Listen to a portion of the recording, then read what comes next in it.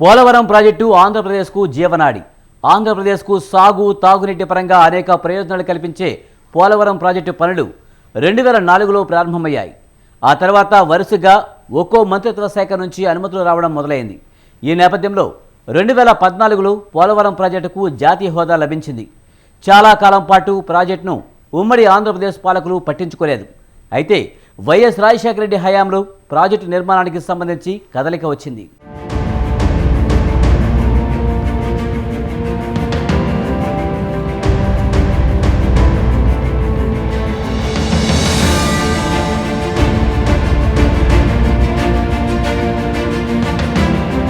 Polavaram project నిర్మాణం అసలు పనులు 2004లో ప్రారంభమయ్యాయి. సహజంగా ఏ ప్రాజెక్ట్ నిర్మించాలన్నా కేంద్రం నుంచి అనుమతులు రావాల్సి ఉంటుంది. అయితే ఈ అనుమతులు ఒకేసారి రావు. ఆయా మంత్రిత్వ శాఖల నిపుణులు ప్రాజెక్టుల డిజైన్లను, ఇతర సాంకేతిక అంశాలను పరిశీలించిన తరువాత అనుమతులిస్తుంటారు. ఒక్క పోలవరానికే కాదు, అన్ని ప్రాజెక్టులకు ఇదే నిబంధన వర్తిస్తుంది. పోలవరానికి కూడా ఇదే నిబంధన వర్తించింది.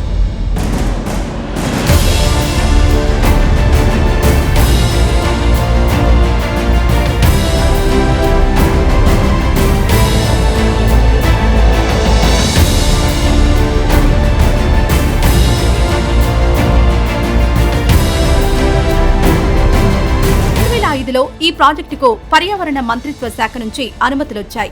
అలాగే గిరిజన ప్రాంత ప్రజల తరలింపు, వారికి పునరావాసం కల్పించడానికి సంబంధించి కేంద్ర గిరిజన మంత్రిత్వ శాఖ అనుమతులు 2007లో లభించాయి. కాగా అటవీ ప్రాంత వినియోగానికి సంబంధించిన తుది అనుమతులు 2010లో వచ్చాయి. ఇలా వివిధ మంత్రిత్వ శాఖల నుంచి వరుసగా అనుమతులు తెచ్చుకుంటూ పోలవరం ప్రాజెక్టు నిర్మాణం ముందుకు సాగింది. 2014వ సంవత్సరం పోలవరం ప్రాజెక్టు చరిత్రలో ఒక కీలక ఘట్టం. అదే ఏడాది పోలవరానికి జాతీయ ప్రాజెక్టు హోదా ప్రకటించింది కేంద్ర ప్రభుత్వం. ఏదైనా ప్రాజెక్టుకు జాతీయ హోదా వస్తే అనేక లాభాలు కలుగుతాయి. జాతీయ ప్రాజెక్టులకు కేంద్ర ప్రభుత్వం పెద్ద ఎత్తున నిధులు అందజేస్తుంది.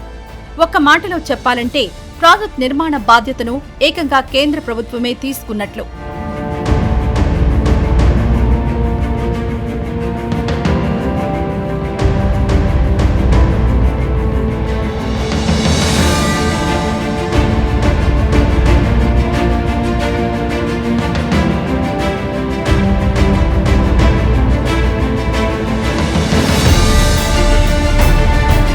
కాగా జాతీయ హోదా లభించడంతో పోలవరం ప్రాజెక్టు నిర్మాణం జోరందుకుంటుందని అందరూ భావించారు.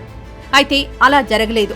జాతీయ ప్రాజెక్టుగా ప్రకటించిన తరువాత, అంటే 2014 మార్చి నుంచి 2017 జనవరి వరకు పోలవరం ప్రాజెక్టుపై పెట్టిన ఖర్చు 3,349.70 కోట్లు. కాగా 2014 మార్చి నుంచి 2017 జనవరి నాటికి పోలవరం అథారిటీ ద్వారా కేంద్రం ఇచ్చిన నిధులు 2,916.54 కోట్లు. సహజంగా పోలవరం నిర్మాణానికయ్యే నిధులను నాబార్డ్ కేంద్రానికి రుణంగా ఇస్తుంది. వీటిని పోలవరం ప్రాజెక్టు అథారిటీ ద్వారా ఖర్చు చేస్తారు.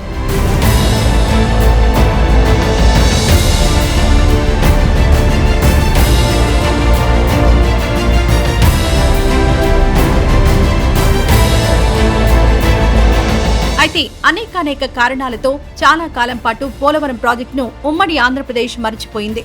అయితే వైఎస్ రాజశేఖర రెడ్డి తొలిసారి ముఖ్యమంత్రి అయిన తరువాత పోలవరం నిర్మాణ విషయంలో కొంత కదలిక వచ్చింది. జలయజ్ఞంలో భాగంగా డ్యాం పనులతో పాటు కాలువల పనులు కూడా కొంతవరకు జరిగాయి. పోలవరం ప్రాజెక్టుకు మరో కోణం ఉంది. పోలవరం నిర్మాణం పూర్తయితే ఆంధ్రప్రదేశ్లో 276 గ్రామాలు, ఛత్తీస్గఢ్లో 4, ఒడిశాలో 8 గ్రామాలు ముంపునకు గురవుతాయి. దాదాపు 3,427.52 ఎకరాల అటవీ భూమి మునిగిపోతుంది.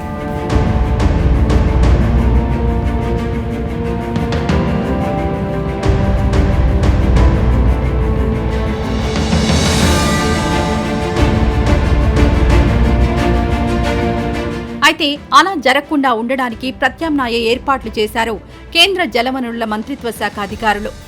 ఇదిలా ఉంటే ఉమ్మడి ఆంధ్రప్రదేశ్ విభజన సమయంలో తెలంగాణలో ముంపునకు గురవుతాయని భావించిన కొన్ని మండలాలను ఆంధ్రప్రదేశ్లో కలిపారు.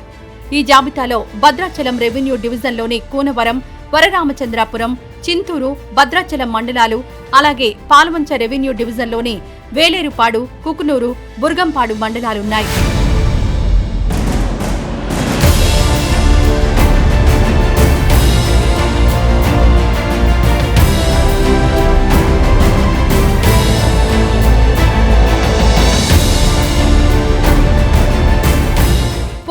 సాదాసీదా ప్రాజెక్ట్ కాదు, ఒక భారీ ప్రాజెక్ట్.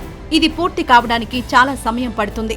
ఈలోపు ప్రజలు ఇబ్బందులు ఎదుర్కోకుండా నీటిని తరలించేందుకు తాత్కాలిక ఏర్పాట్లు చేస్తున్నట్లు ప్రభుత్వం వెల్లడించింది. ఇందులో భాగంగా పట్టిసీమ, పురుషోత్తంపట్నం ఎత్తిపోతల పథకాలు చేపట్టింది.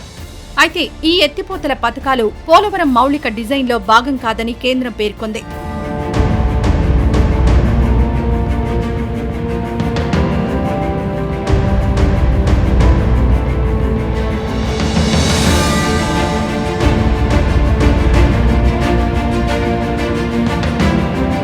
కాగా వీటిని రాష్ట్రమే తమ సొంత నిధులతో నిర్మిస్తున్నట్లు ఆంధ్రప్రదేశ్ ప్రభుత్వం వెల్లడించింది. పట్టిసీమ ఇదొక ఎత్తిపోతల పథకం. పోలవరం మండలంలోని పట్టిసం వద్ద ఈ ఎత్తిపోతల పథకాన్ని నిర్మించారు. 2015లో దీని నిర్మాణం పూర్తయింది. 2015 డిసెంబర్ నాటికి దీనిపై ఆంధ్రప్రదేశ్ ప్రభుత్వం 1299 కోట్లు ఖర్చు చేసింది. కాగా పురుషోత్తంపట్నం మరో ఎత్తిపోతల పథకం. 1638 కోట్ల అంచనా వ్యయంతో పురుషోత్తమపట్నం ఎత్తిపోతల పథకం చేపట్టారు. 2017 ఆగస్టులో తొలి విడత పూర్తయింది. ఈ ఎత్తిపోతల పథకం ద్వారా ఎడమ కాలువ ద్వారా గోదావరి జలాలను ఏలేరు జలాశయానికి తరలిస్తారు.